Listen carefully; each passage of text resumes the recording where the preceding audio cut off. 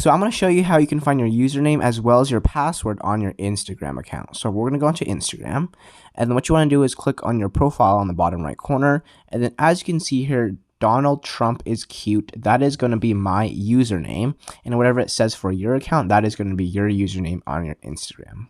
Now to find your password, what you want to do is click on the three lines on the top right, and then what you want to do is click on settings.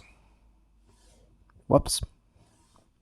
And then from here, you want to scroll down and click on security. It's in the middle of your page. And then from here, what you want to do is click on saved login info, and then make sure that the toggle right here, the blue toggle, is on.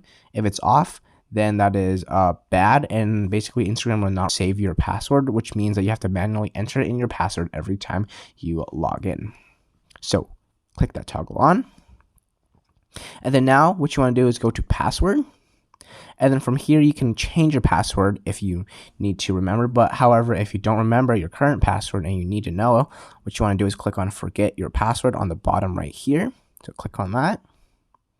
And then basically it will send you an email to the email that you registered your Instagram account with. So as you can see right here, Instagram just sent me an email that says reset your password. And then basically just click on reset password. And then from here, you can just make up any random password.